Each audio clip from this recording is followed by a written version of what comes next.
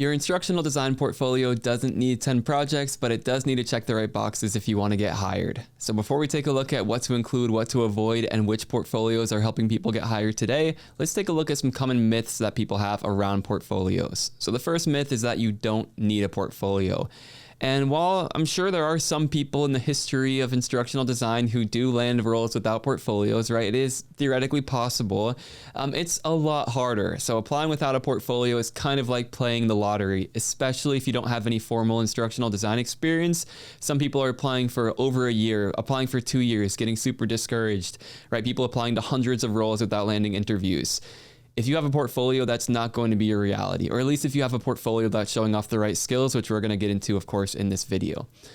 And it makes sense, right? Your resume tells what you've done, right? You're telling people, like, trust me, here are the things I've done, but your portfolio shows people what you can actually do. So it shows, if you're showing off that you have the in-demand skills, hiring managers are going to see that and they're going to say, oh, this person can apply those skills to our company's projects, right? That reduces the risk a lot for hiring managers, for potential clients. They're instantly confident that, oh, you can do what it is that we need you to do, to make an impact on the projects for our org. So yeah, portfolios are the best way to show off these in-demand skills. They're also a good way to build connections with hiring managers at scale because you can be personable in your portfolio. You can help people build a bit of a connection with you before they even meet you for that interview. And then you can also secure roles over people with more experience and more education. So that's really common too, right? I see people who have worked in the field for 5, 10, 15 years. They have master's degrees. They're very qualified for the role, but they are having a harder time on the job market than people who are coming right from education with a really solid portfolio. And that leads to a lot of frustration for people sometimes, but it just goes to show how powerful portfolios really are. So yes, it is theoretically possible to land a role without a portfolio, but it's a lot more difficult and there's no real guarantee of success at the end of it. You might just be applying indefinitely and hoping, to get lucky. And that's probably not the approach you want to take, especially if you're working on a career transition. Another myth here is that you want to show off all of your skills in your portfolio, right? I don't know where this myth comes from. I mean, I guess I kind of get it, right? If you have these other skills, like if you're a photographer or if you are an artist or if you have some really good graphic design skills, you might want to kind of have like a blended portfolio, but that is going to be a really bad idea. So you want to fully brand yourself as an instructional designer with e-learning development skills. At least if your goal is to land a role as quickly as possible, right? If you're an instructional designer with e-learning dev skills, you're going to be very in demand. We kind of talked about all the core skills in last week's video, how to become an instructional designer. So check that one out if you want to dive deeper into these skills and you haven't seen it. But yeah, you're not branding yourself as a graphic designer, an artist, a photographer, right? The list goes on. So while you might be really proud of that other work you've done, and while it might show off some of these supplemental skills, your instructional design portfolio is not the place to be highlighting those other skills or that other work. So yeah, just highlight your instructional design and e-learning work. Don't emphasize your work from other careers, other hobbies, right? Another common one too is people coming from academia or education wanting to show off like student materials, wanting to show off like theses or research. Again, unless you know that the jobs you're applying to are unless that's directly relevant, you don't want to include that on your portfolio. It just kind of muddies it a little bit and it takes away from your identity as an instructional designer and e-learning developer. And we don't want to do that. Another myth is that it doesn't have to be perfect. And while obviously perfection is, kind of impossible to achieve with the portfolio, a sloppy portfolio will definitely hurt you more than no portfolio. And this is rough for people, right? I've talked to people who are like, yeah, I've been applying for a year. I have a portfolio. I have all the right things. And then when I see their portfolio, right, the first impression is, it's not super polished. It's giving a bad first impression instead of a good one. So in that case, it probably would be better to have no portfolio at all. So you definitely want to really have attention to detail on your portfolio site. You want to make sure you're getting feedback. You want to make sure you're refining it. Don't just throw something together and call it a day, because that might actually bar you from the job market for good, unfortunately. So yeah, don't just rush through it. This isn't one of those things. This is where you really want to, put your best foot forward. So yeah, quality is crucial here. People will judge your capabilities within the first few seconds of landing on your site. So it doesn't need to be some flashy masterpiece, right, that, is blowing people's minds, but it can't look like it was rushed or sloppy, or like the person designing it doesn't really have design skills and things like that, because that will work against you, will really work against you, yeah. So we're going to, of course, look at examples and get into tips, but, you want to have intuitive navigation. You want to have some polished professional visuals, right? The copy is crisp and clear and free of typos. We don't have a bunch of fluff. Those are just some general recommendations. Okay, the next myth, you need a range of projects. That's not true. You actually just need one project that shows off a range of skills. So at least half of the people I've worked with over the last 5 years on their portfolios have landed their first role with a single project on their portfolio. And we're going to get into what that project is and why it works so well. And I'll give you some tips around creating it. But yeah, 1 to 2 supporting projects can help. So I'd say, between 1 and 3 projects in general are all that's really necessary. But yeah, really, if you have that one solid project, half the time that's going to get you as far as you need to go. I've never seen someone need more than 3 projects. Make sure you list your services. Okay, this is a big sign of like an amateur portfolio website, I would say. Like, you land on someone's portfolio site and it's like, my services include, and then it's just like a big list of things like e-learning development, instructional design, storyboarding, like voiceover, like animated videos, right? We don't want to just give people a brochure of services. We want to use the portfolio very intentionally to build a connection with your audience and demonstrate your skills. So, show, don't tell in writing. That's exactly what we want to do on your portfolio site. We never want to put you in a position where you're having to tell people, oh yes, I can do instructional design. We're showing that through your project. So, and also through your value proposition. So when someone lands on your site, the first thing they see should be some kind of value prop, right? I solve knowledge and skill gaps through dynamic learning experiences that empower individuals and transform teams, right? That should be all that's necessary. And we'll take a closer look at Sheree's site a little bit later. But I just wanted to show you what I meant by the value proposition piece. And then your projects, of course, should be, instructional design and e-learning projects that are solving real world problems, which we will dive into later as well. Okay, next myth. Don't include education projects. So we have a lot of people coming from education into instructional design, which makes sense. It's a great field for people with an education background. But sometimes people feel insecure about including projects that tie them at all to the education world. And I don't think that's necessary, right? I think it's good to leverage that past experience. You can include e-learning experiences designed for educators. So if you're a teacher and you know the problems that teachers face really well, and you identify a learning solution that you can design to help teachers do their jobs better, you should include that, right? That process that you use to create a project like that is going to be very similar to the process you use to create a corporate project for corporate employees, for example. What I wouldn't do is include projects designed for people under 18 unless you work in a role where you will be designing learning for children. So for example, an ed tech company or something along those lines where their primary audience is like school children. But it can definitely hurt you if you're trying to apply for roles where your primary purpose will be designing adult learning experiences, and then your portfolio shows a lot of learning experiences designed for your students when you were a teacher. You don't want to do that, but you can design learning experiences for adults that are in the education system. So yeah, and the reason for that is designing learning for a role that you're an expert in can help you create a more compelling experience overall. So, rather than trying to be like, oh, I'm going to do like corporate HR learning experience, it's going to feel flat, it's going to feel dry. But if you can do one for a niche problem that teachers are facing and really talk about your process and, the problem and how this solves it, it's going to be much more compelling than something more generic that, you might see in a lot of portfolios. And the last myth we'll take a look at here is that your portfolio needs to be unique. And yeah, while it's true that you don't want to be plagiarizing other people's sites or copying and pasting other people's content, you probably want to use a process that works if you're watching this video and you don't need to reinvent the wheel. So I'm going to show you a lot of examples of portfolios that use this process I'm sharing in this video that have helped people get hired within the past couple of months. And yeah, you'll notice some similar structure, a similar format. That isn't a weakness, that's a strength, right? That's the point. We want to include those elements to help people get hired as quickly as possible. So we don't want to, try to be different just for the sake of being different if your goal is to land a role at least. And of course, we're not saying not to highlight your creativity, right? There is a ton of room to highlight your creativity through your projects, through your visual design, through the language you use. But just know that, yeah, you don't need to reinvent the wheel. And we do have a portfolio building process that does help people get hired very consistently. All right, so let's transition now into what to actually include in your portfolio, like in this portfolio site. So of course, the first thing is the website itself. That kind of serves as its own portfolio project because, again, that is the first impression. When someone lands there, we need to make sure that things look clean and professional and not overly cluttered and stuff like that. Your flagship project. So this is like the one project that you really need if you want to get hired.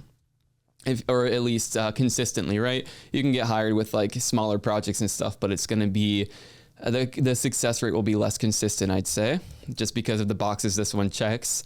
Then you want a process write-up. So you want to write up your process for creating that flagship project, and that's almost as important as the project itself.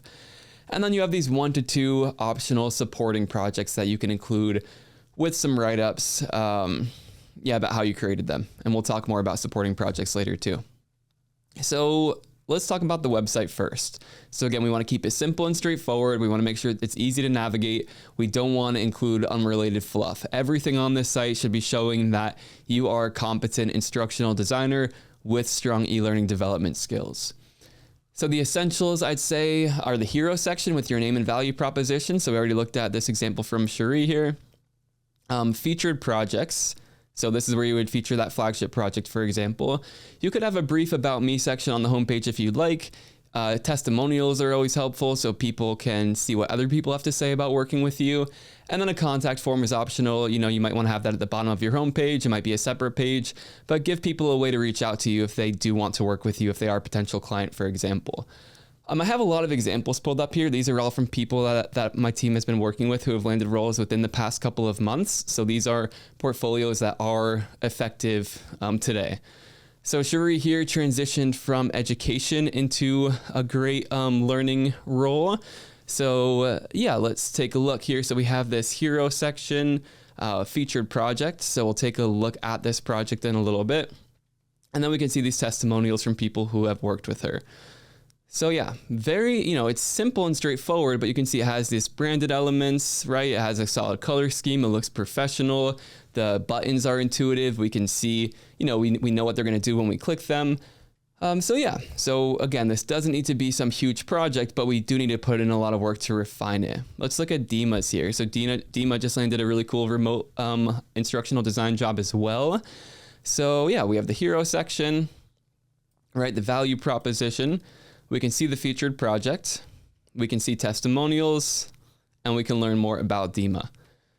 So again, these sites look, the format is similar, right? We're including pieces that work. So Daniel landed a really impressive remote learning consultant role.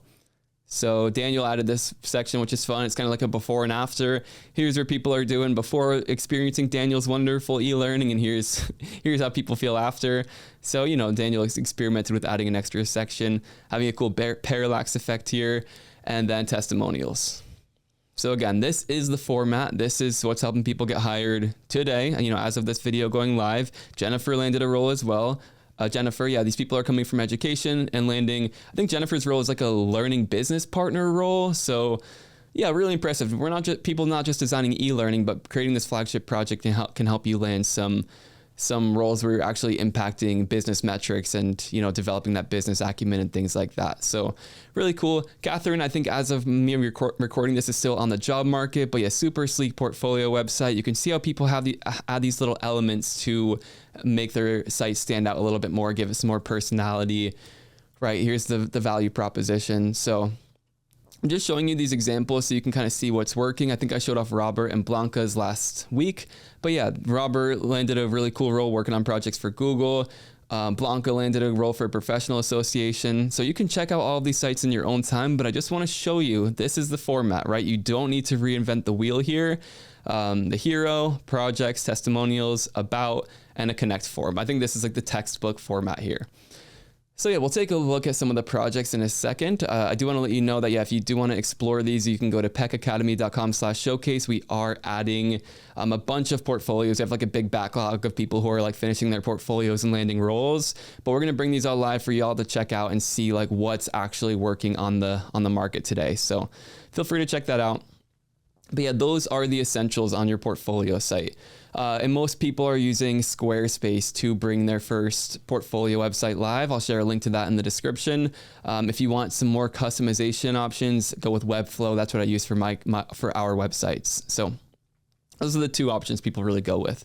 And then, yeah, this piece is optional but recommended, including a photo of yourself in the hero section. So like I mentioned, including, you want to use your website to build relationships with people, and when they can put a face to a name, it can really help you stand out. Now, the downside of this is you might have to face all of like the isms, like sexism, racism, ageism.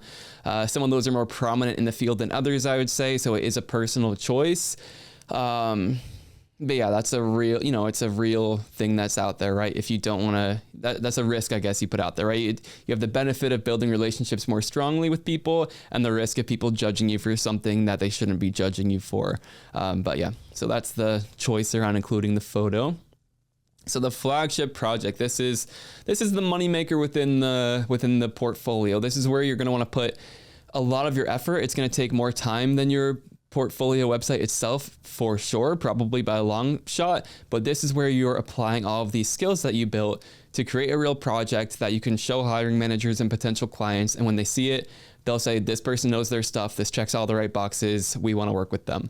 That's what this project is all about. So it's a story-driven, scenario-based e-learning experience to draw people in where you can let them make their own decisions, make their own mistakes, and see the consequences of those mistakes. So a good way to think about it is like a choose your own adventure experience, right? We're going to give people choices. If I make the wrong choice, maybe the building is on fire now. Maybe this customer is screaming at me, right? It really depends based on the scenario, but that's the kind of experience we want to have here. And you can check out a bunch of examples of these projects, but this works really well on portfolios because it's a stark contrast to like info dump projects where it's like, we're just having to you learn a bunch of information, then regurgitate it in quiz questions. This is a lot more engaging immediately. So that's why it works really well to help get hiring managers' attention. It's built with Articulate Storyline 360, which is the most in-demand e-learning tool in the industry. So if you have that skill set, you're automatically going to be eligible for a lot more roles, especially if you can demonstrate it with a portfolio project. And then, yeah, we want to make sure that the project looks visually appealing and refined. So we go through a lot of iteration on the visuals to make sure that it looks really crisp and no big glaring errors or anything like that. And then most importantly, the project solves a real world problem. So when we ask hiring managers, what do you look for in instructional design portfolios? The number one thing that they say is we want to see that they have projects in their portfolio that actually solve real problems. So they're looking for instructional designers who know that our job isn't just to create pretty e-learning, it's to actually solve problems for the organization and help people do their jobs better. So if your project can do that, you're going to be in pretty good shape. So the full sequence for a project like this is you start with your project idea, right? What's a real world problem that we can solve with an e-learning experience like this? And is this problem caused by a lack of knowledge or skill? Which indicates to us, okay, yes, great. That means it's a problem that an instructional designer can solve. So once we have a solid idea, then we build an action map. And in that action map, we come up with a business goal. So how do we expect this project to actually impact the organization that we're designing this project for? And then what actions do people need to perform in order to achieve that business goal in the center of this map? And I just want to clarify too, I'm giving an overview right now of this process. I do have a full video called how to design effective e-learning where I really dive deep into this process. So you could check that video out when you're ready. And I also linked to it in this roadmap. So from my video last week, how to become an instructional designer, we link this roadmap. I'll link it in the description too, so you can download it. But here's where that video is right here, just so you know. All right, so from the action map, then we have to create the actual storyboard. So this is where we do some creative writing and we actually write how are we going to immerse the people in this story? What choices are they going to have to make? What are the consequences of those choices? And how do we lead people through the story to get from the conflict in the beginning to the happy resolution at the end? From there, we do visual mock-ups. So this might include like a mood board if you're familiar with what those are. And then we mock them up in a tool called Figma, most likely, or most frequently nowadays, since Figma's free, it's great. And you can do all of the visual design before even getting into a tool like Storyline. So check that out. Then once the visuals are all looking good, we move into Storyline and build an interactive prototype. Once we've gotten feedback on the prototype, we build out the full experience. And then we do the process write-up to describe our process for that full experience. So I've been doing a lot of talking, right? This is what goes into these projects, but let's actually take a look at some samples from these projects. So let's see. So this is pretty cool. So when we arrive on this screen, and Sheree's project, and yeah, definitely check out Sheree's site again. Sheree landed a really sweet role. She's working on projects for the US Navy. It's like a full instructional systems designer role. So definitely check it out. But yeah, this is the project that helped her get it. So it's about de-escalation, and just take a look at this quick sequence. Again, you could check out the full thing on your own time, but when we land on this screen, like the alarms were going off and everything, it was really like attention grabbing, and we need to go to this scene. So this animation is built with Vyond. You have a nice transition. Now we're at the scene. A burglar has just robbed a house. Uh-oh. So we need to make sure he doesn't get away and that the correct protocol is followed. Okay, so we're immersed in the story. So, we're helping Officer Jones make these decisions. So what should Officer Jones do next after commanding the suspect to stop? So you see we have a mentor character we could talk to as well, but this is the kind of experience we have here. Notice it's not just like, here's what to do in this situation. Quiz, what should we do in this situation? We're immediately immersing people in the story and letting them decide what to do. There was some intro to this. I kind of just jumped right into the action, so, we don't have all the context, but let's tell the suspect to show their hands. So again, the animation done with Vyond. I'm going to move on to another one. Feel free to explore this project on your own time. And then we can see the full write-up as well right here. So this is what I mean by the process write-up. We can see who the audience for the project is. We can see what the responsibilities were of Sheree working on this project. Again, these are really powerful because if Sheree just had this project on her site and we just click it and it goes right into the project, then we wonder, right, what role did Sheree play here? Did she write it, right? Was she the instructional designer? Did she actually do the development and another instructional designer did all of the writing? Maybe she just worked on the sound effects for it. So that's obviously important for hiring managers and potential clients to know, which is why these write-ups are so powerful. They show that, okay, we did the entire thing, from A to Z, end to end. We can see what tools the person used. Oh, great, right? Our team uses Storyline 360. We use Vyond. Oh, we use Figma too. This person is going to be a really good fit. Then we see the problem summarized here. We get into the solution, and then we can kind of see the whole process, right? So I kind of outline that. Here's what that action map looks like, right? We can see the business goal in the center, and then these other actions that need to be performed out here to achieve that goal in the center. A text-based storyboard with samples from it.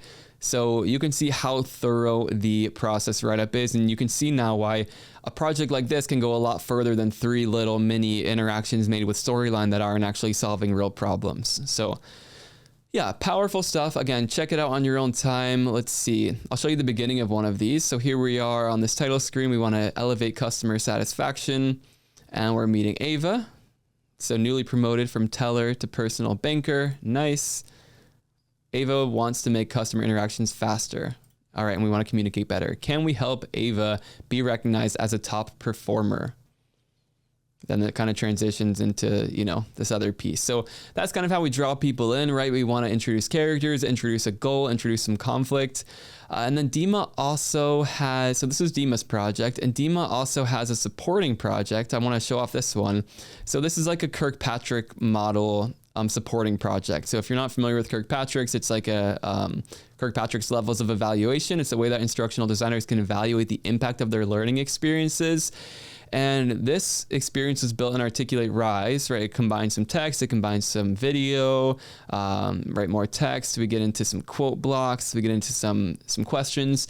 So I think that some supporting projects like this are really good. So supporting projects that are on like instructional design theories or instructional design concepts, it's a really way for transitioning instructional designers especially to engage with instructional design content and have a really good source of content for little learning experiences like this that they can design. So because it shows off your e-learning development skills and your instructional design knowledge. So it's like a 2-for-1. So I think this is a really good example of what supporting projects might look like.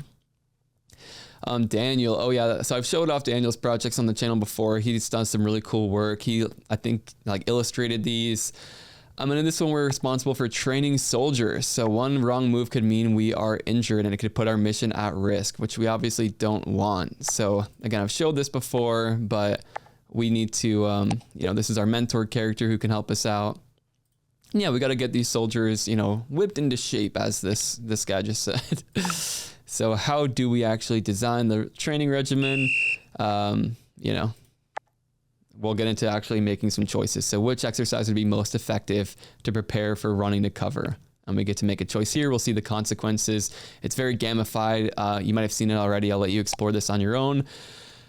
Daniel also has a super impressive supporting project, which is like, I want to show you like the range of supporting projects. Like you could do something in Articulate Rise with a lot of information and, it can build it really fast. Or what Daniel did here is he built out this AI powered role-playing scenario. So we're trying to de-escalate a situation and the person we're trying to talk to is powered by AI and the coach that we have available to us is AI powered too. So if you haven't seen this one on the channel already, definitely check it out. This is on Daniel Guimont's site. I don't have any of these ones pulled up, but these are all great projects as well. Oh, I wanted to show this job aid supporting project as well. So check it out. Yeah, showing off a job aid. Again, not a full e-learning project, right? She has the Flagship project, which you should definitely check out. Again, this helped Jennifer land a pretty sweet learning business partner role. And yeah, I think I've shown some of these other projects on the channel as well. So I'm going to dive back into the slides, but I just want to show you all the examples here of what these Flagship projects look like to kind of share some inspiration. And again, you have power to dive through them all on your own on the showcase. So yeah, in the process write-up, I kind of already demoed that. Describe the problem you're solving, justify your solution, explain your process, and justify your design decision. So this goes really far in a process write-up too. Talk about how you use Kirkpatrick's model to evaluate it. Talk about which of Mayer's multimedia principles you're applying to make these decisions about what to include on the slide. Being able to justify your decisions with instructional design theory and learning science, doing that on a write-up, doing that in an interview, doing that even on the job when you're justifying choices and advocating for these decisions, that's going to be great practice to get and it's going to go really far. And yeah, of course, shows us what role you played in the project. And finally, I'll share some guidance around these supporting projects. If you do want to include one or two of them, it's a good way to highlight your specialized skill set. So, if you are particularly interested in advanced e-learning development, you could do a more advanced Storyline 360 project. If you are really good at creating animated videos, you could show like an interactive animated video. So it's an opportunity to kind of dive deeper with whatever aspects of the field speak to you most. For example, even like storyboards, needs assessment reports, things like that. And then, yeah, or if you aren't, super passionate about anything else, you could show off experience with other in-demand tools. So if you didn't use Vyond in your Flagship project, you could use Vyond to create an animated e-learning experience. You could create a more advanced storyline interaction. Those generally do well just because a lot of these instructional design roles are so e-learning heavy. And then again, if you're trying to think of like what subject matter to create these supporting projects on, pick some instructional design models, instructional design theories. It goes, that's a really good topic for these supporting projects just to show off that instructional design knowledge as well as your skill with the tools.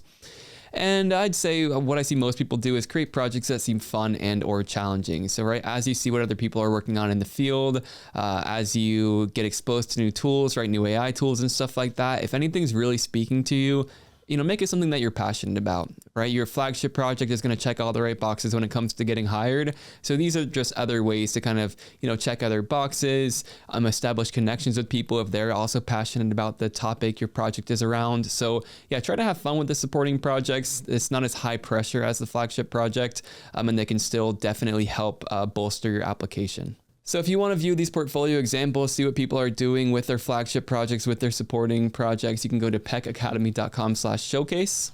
So feel free to do that. And the last thing I want to leave you with here, just some common mistakes or things you want to avoid when it comes to designing your portfolio. So, You don't want it to be unfocused. So we want zero ambiguity about what your role is, right? You are an instructional designer with a strong e-learning skill set. If you're wanting to be eligible for the largest number of roles, that's what everything should justify. So don't get, lose the plot a little bit with like showing off your art or your photography or anything like that. And don't include too many projects, right? You're going to be judged by the worst project on your portfolio. That's what I heard a lot getting into this field. I don't know if that's fully true, but there definitely is some truth in it. And if, you have 10 projects on there and one of them is great and 9 of them are kind of thrown together or from, your master's program or, from education, it's going to hurt you more than it helps you.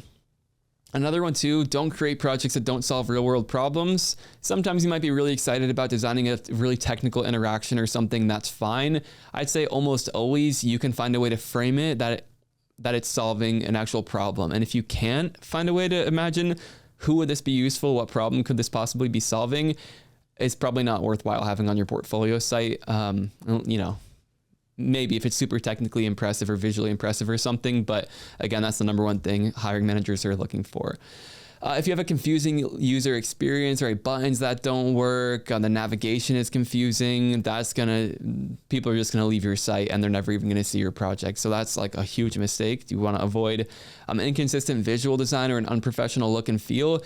That's the kind of stuff where even if people can't verbalize it, they can kind of tell that something's off as soon as they land on the site, and it's going to impact how they view your credibility, your competence, your skill set. So yeah, the visual design piece is quite important. It's maybe not the most important skill to actually be an instructional designer and solve, problems, but it is really important for how people are going to be judging you when they land on your portfolio site.